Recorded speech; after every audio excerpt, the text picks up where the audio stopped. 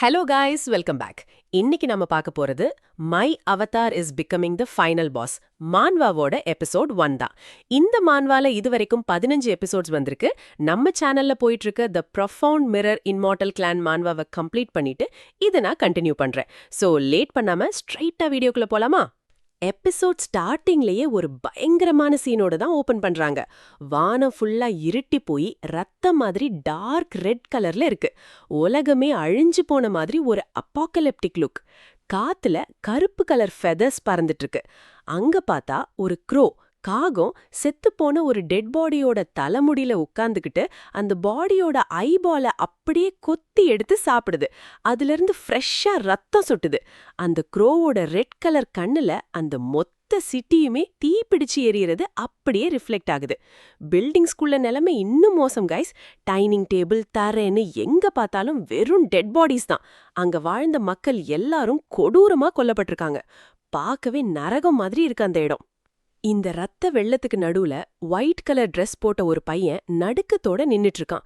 அவனுக்கு பயத்துல அப்படியே கோல்டு ஸ்வெட் கொட்டுது. சுத்தி இருக்க அந்த நாசமான சிட்டியையும் இறந்து கிடக்கிற மக்களையும் பார்த்து அவன் டோட்டலா ஷாக் ஆகுறான். எனக்கு என்னாச்சு? சுத்தி பார்த்தா கரும்புக, இடிஞ்சு போன பில்டிங்ஸ், ரத்த சிவப்பா இருக்க வானோன்னு அந்த உலகமே அழியிற நிலைமையில இருக்கு. இதையெல்லாம் பார்த்து அவன் உறைஞ்சு போய் நிக்கிறான். உண்மையாவே இதெல்லாம் நான் தான் பண்ணனா? அவன் சுத்தி முத்தி பார்க்க அவன் முகத்துல ஒரு விரக்தி தெரியுது. ஏன்னா இந்த மக்களோட அழிவுக்கும் அவனுக்கும் ஏதோ ஒரு சம்பந்தம் இருக்குன்னு அவனுக்கு நல்லாவே புரியுது. ஏன் எல்லாமே இப்படி முடிஞ்சுது நான் அவன் ரொம்பவும் ஃபீல் பண்ணிட்டு இருக்கான். அப்போ திடீர்னு அவன் கழுத்துல மாட்டிருக்க மெட்டல் காலர் ரெட் கலர்ல லைட் எரிஞ்சு பீப் பீப்னு சத்தம் கொடுக்குது. அடுத்த செகண்ட் அவனுக்கு முன்னாடி நெருப்பால ஆன ஒரு போர்ட்டல் ஓபன் ஆகுது. அந்த போர்ட்டல்குள்ள இருந்து ஒரு பெரிய டார்க் ஃபிகர் அதோட பயங்கரமான கிளாஸோட வெளியே வருது. அடுத்த நிமிஷம் ஸ்கிரீன் ஃபுல்லா கருப்பு கலர் ரத்தம் தெரிக்குது. அப்பா, மூச்சு வாங்குதுதா. திடீர்னு பார்த்தா நம்ம ஹீரோ ஜிங்வான் பயந்து போய் முழிச்சுக்கிறான். அப்போதான் கைஸ் தெரியுது, இவ்ளோ நேரம் அவன் பார்த்தது எல்லாமே ஒரு கொடூரமான நைட்மேர், அதாவது கெட்ட கனவு அப்படின்னு. முழிச்சு பார்த்தா கைஸ், அவன் நார்மலான ரூம்ல இல்ல. அவ ஒரு ஃபியூச்சரிஸ்டிக்கான ப்ளூ கலர் ஐசோலேஷன் செல்லுல, அதாவது தனிமை சிறையில அடைச்சு வைக்கப்பட்டிருக்கான். அவனுக்கு ரொம்ப மூச்சு வாங்குது, கை கால்லாம் பயத்துல நடுங்குது.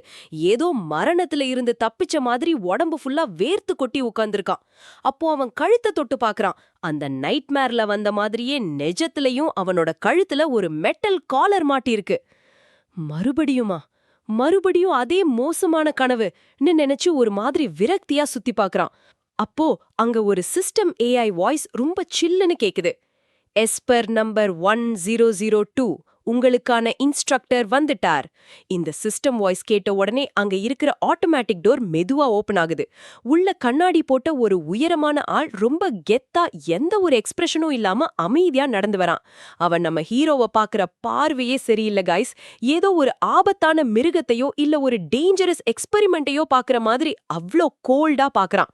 உள்ள வந்தவன் நேரா வந்து அங்க இருந்த சேர்ல உட்காந்துட்டு எந்த ஒரு இன்ட்ரோடக்ஷனும் இல்லாம ஸ்ட்ரெயிட்டா கேக்குறான், என்ன முழிச்சிட்டியா? ஆனா அந்த இன்ஸ்ட்ரக்டர் மனசுக்குள்ள ஒரு ஆபத்து பெருசாகிறதுக்கு முன்னாடியே அதை அழிச்சிடணும். அந்த வகையில இந்த ஜின்குவான் உலகத்துக்கே ஒரு மிகப்பெரிய ஆபத்து அப்படின்னு நினைக்கிறான். இவ்ளோ நேரம் இதையெல்லாம் பார்த்து பொறுமையா இருந்த நம்ம ஹீரோ ஜின்குவானுக்கு செம்ம கடுப்பாயிடுச்சு. சரி, அப்படி என்னதான்டா என்னோட எபிலிட்டின்னு ரொம்ப கோபமா கேக்குறான். ஆனா அந்த இன்ஸ்ட்ரக்டர் எந்த பதிலும் சொல்லாம அவனோட கண்ணாடிக்கு பின்னாடி இருந்து ஒரு நக்கலான ஸ்மைல மட்டும் கொடுக்கறான். ஏன்னா அவங்களோட ரிப்போர்ட் படி ஜின்குவான் சாதாரண ஆள் கிடையாது கைஸ்.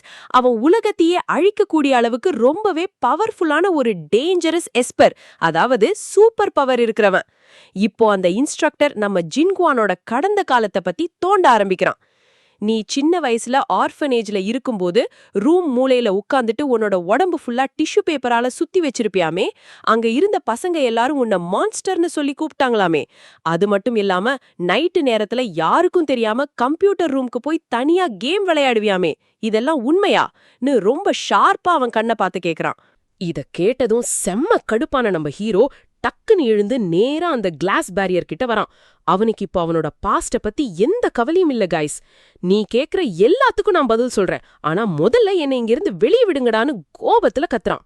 அதுக்கப்புறம் தான் அந்த இன்ஸ்ட்ரக்டர் ஜிங்குவானோட உண்மையான பவரை எக்ஸ்பிளைன் பண்றான். அவங்களோட ரிப்போர்ட் படி நம்ம ஹீரோவோட பவர் என்ன தெரியுமா காய்ஸ்? அதுதான் ரியாலிட்டி ஆல்டரிங். அதாவது இந்த நிஜ உலகத்தையே அவனுக்கேத்த மாதிரி மாத்தி அமைக்கக்கூடிய ஒரு பயங்கரமான ஆபத்தான சக்தி. சின்ன வயசுல இருந்தே அவனுக்கு கேம்ஸ் மேல இருந்த வெறித்தனமான அப்சஷன் காரணமா இப்போ அவனோட அந்த சக்தி ஒரு நிஜமான கேம் சிஸ்டம் மாதிரி உருவாகியிருக்கு. அவனோட பவரை அவனுக்கே புரிய வைக்கிறதுக்காக அந்த சிஸ்டம் ஒரு உலகத்தையே கூட கிரியேட் பண்ணிருக்கலான்னு அந்த இன்ஸ்ட்ரக்டர் சொல்றான். இத கேட்கும்போது ஜிங்குவானோட கண்ணுல ஒரு பயமும் நடுக்கமும் தெரியுது. ஆனா ஜிங்குவான் அந்த இன்ஸ்ட்ரக்டர் சொல்றத கொஞ்சம் கூட நம்பல. அவனுக்கு இன்னும் கோபம் தான் வருது. ஏன்னா அவன் சொல்றதெல்லாம் ஏதோ மனப்பாடம் பண்ணி ஒப்பிக்கிற கதை மாதிரி நம்ம ஹீரோக்கு தோணுது. பேச்ச முடிச்சிட்டு அந்த இன்ஸ்ட்ரக்டர் வெளியே கிளம்புறான். கதவு லாக் ஆகிறதுக்கு முன்னாடி ஜிங்குவான் ரொம்ப இமோஷனலா, 1 மாசமா என்னை இந்த இருட்டுக்குள்ள அடைச்சு வச்சிருக்கீங்க, என்னை எப்போ வெளியே விடுவீங்கன்னு கத்துறான்.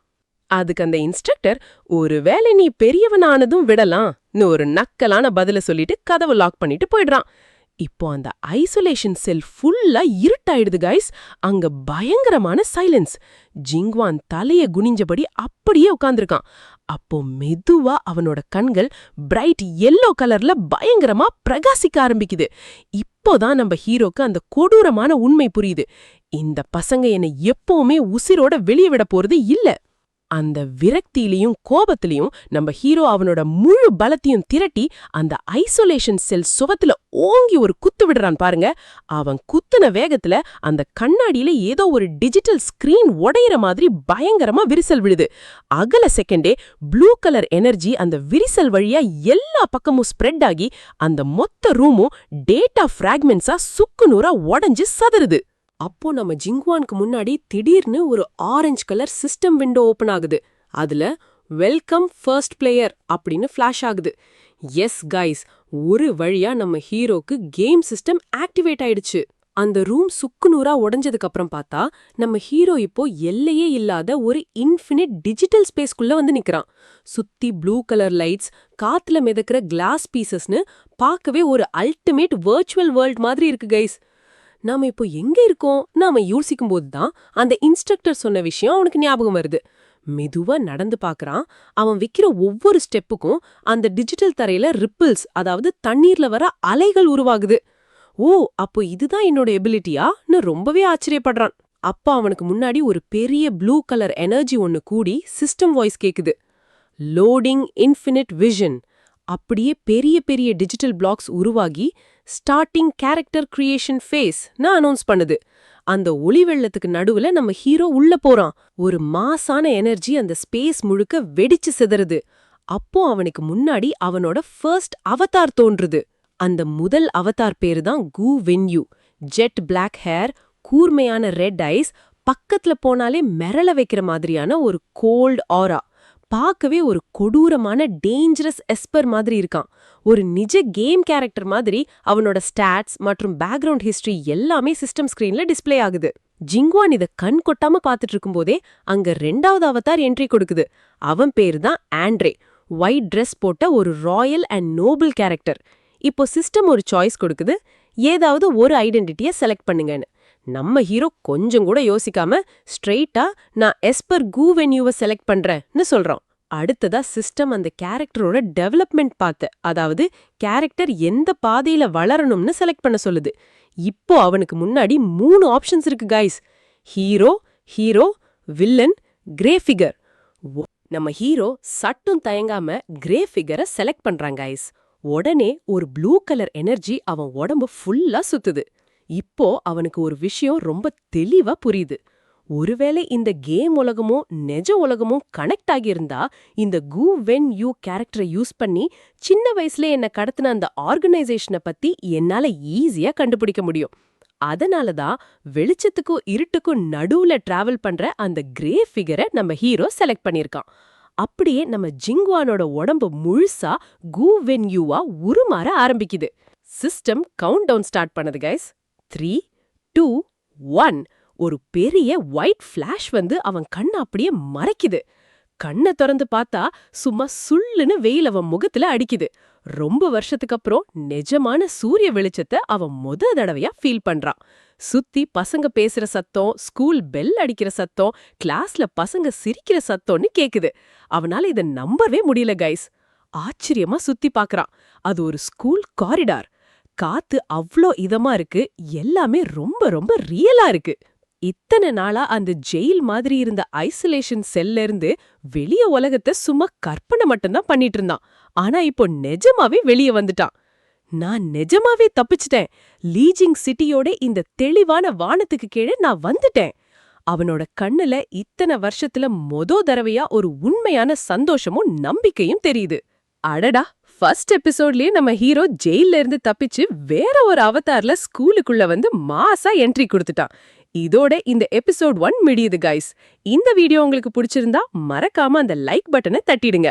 அப்படியே நம்ம சேனலுக்கு புதுசா வந்திருந்தா அந்த சப்ஸ்கிரைப் பட்டனை அழுத்திட்டு பக்கத்துல இருக்கிற நோட்டிபிகேஷன் பெல் ஐக்கனையும் தட்டி விடுங்க கைஸ். அப்போதான் அடுத்தடுத்த விறுவிறுப்பான எபிசோட்ஸ் உங்களை தேடி உடனே வரும். சீக்கிரமே அடுத்த வீடியோல உங்களை சந்திக்கிறேன். அது வரைக்கும் டாடா, பை பாய்.